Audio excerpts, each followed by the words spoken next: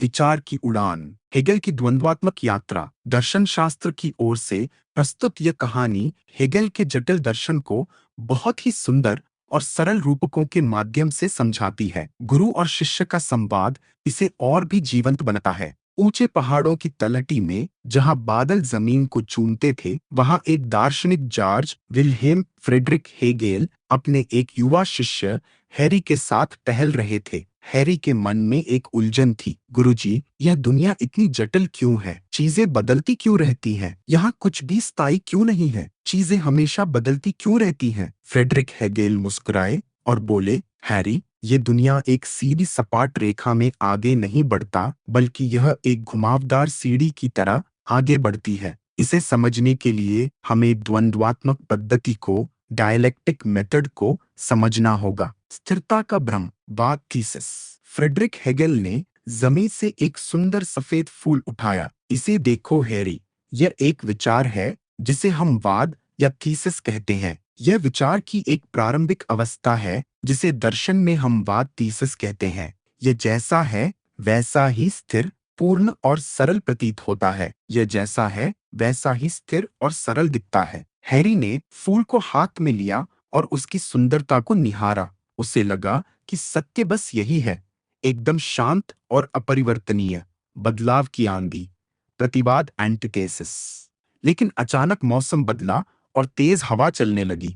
Frederick Hegel ने कहा, लेकिन बदलाव ही जीवन का नियम है। जब इस फूल के सामने इसके विपरीत परिस्थितियां आती हैं, जैसे कि पतझड़ या आंधी, तो वह प्रतिवाद, एंटिथेसिस कहलाता है। यह संघर्ष ही है जो चीजों को चुनौती देता है। बदलाव ही ब्रह्मांड का शाश्वत नियम है। यह वह संघर्ष है जो स्थापित सत्य को चुनौती देता है। हैरी ने देखा कि कैसे हवा फूल की पंखुड़ियों को हिला रही थी। हैरी थोड़ा परेशान हुआ, तो क्या यह संघर्ष और टकराव केवल विनाश ही लाते हैं? फ्रेडरिक हेगेल ने उत्तर दिया, नहीं हैरी, संघर्ष ही विकास की जननी है। बिना चुनौती के कोई भी विचार या जीवन परिपक्व नहीं होता। ये टकराव हमें नष्ट नहीं करता, बल्कि सत्य के अगले और गहरे स्तर पर ले जाता है। सोना तपकर ही निखरता है। बिना चुनौती के कोई भी विचार परिपक्व नहीं होता। विचारों को भी संघर्ष करना पड़ता है, तपना पड़ता है। विचारों का ये टकराव या संघर्ष हमें सत्य के अगले स्तर पर ले जाता है। उन्होंने हैरी को हौसला दिया कि वह इस बदलाव से, इस संघर्ष से डरे नहीं।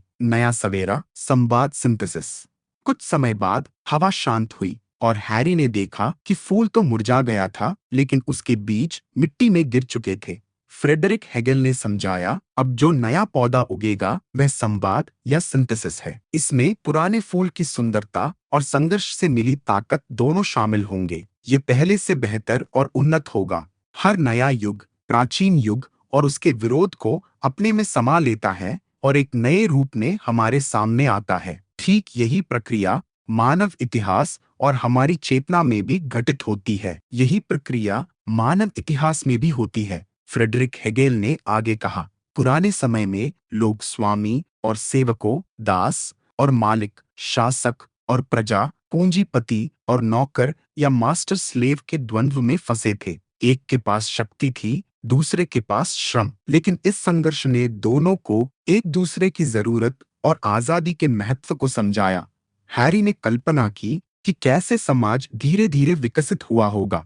फ्रेडरिक हेगेल ने बताया कि मानव चेतना भी इसी तरह विकसित होती है। पहले हम केवल अपनी इंद्रियों पर भरोसा करते हैं, फिर हम खुद को पहचानते हैं, बुद्धि का उपयोग करते हैं और अंत में हम प्रज्ञा से आत्मा या चेतना के स्तर पर पहुंचते हैं। हैरी ने आंखें बंद की और महसूस किया कि उसके भीतर का विचार जगत कितना विशाल है। जब व्यक्ति अपने स्वार्थ से ऊपर उठकर हम समाज, परिवार और कानून के बारे में सोचते हैं, तो वह वस्तुनिष्ठ चेतना, ऑब्जेक्टिव स्पिरिट कहलाती है।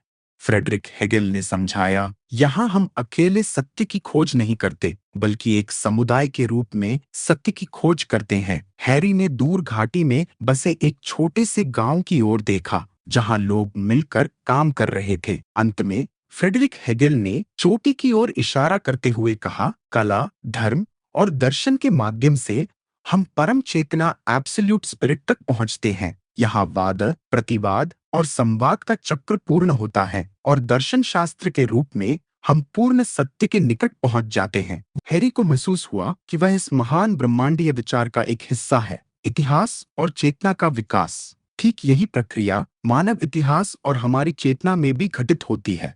फ्रेडरिक हेगल ने गहरी सांस लेते हुए कहा। उन्होंने इसे 3 स्तरों में समझाया: समाज का द्वंद्व, इतिहास में मनुष्य लंबे समय तक स्वामी और दास मास्टर स्लेव के द्वंद्व में फंसा रहा। एक के पास सत्ता थी, दूसरे के पास केवल अपना श्रम। लेकिन इस लंबे और पीड़ादायक संघर्ष प्रतिवाद ने अंततः दोनों को एक दूसरे की अपरिहार्यता और स्वतंत्रता के वास्तविक अर्थ संवाद का बोध कराया। वस्तुनिष्ठ चेतना, ऑब्जेक्टिव स्पिरिट। जब हम अपनी व्यक्तिगत सोच से ऊपर उठकर समाज, परिवार, नैतिकता और कानून के बारे में सोचते हैं तो वह वस्तुनिष्ठ चेतना कहलाती है। यहाँ हम अकेले नहीं बल्कि एक समुदाय के रूप में सत्य की खोज करते हैं। हैरी ने दूर घाटी में बसे उस गांव की ओर देखा जहां लोग एक साथ मिलकर काम कर रहे थे। परम चेतना, एब्सोल्यूट स्पिरिट। फ्रेडरिक हेगल ने चमकती हुई चोटी की ओर इशारा किया। कला, धर्म और दर्शन के माध्यम से हम अंततः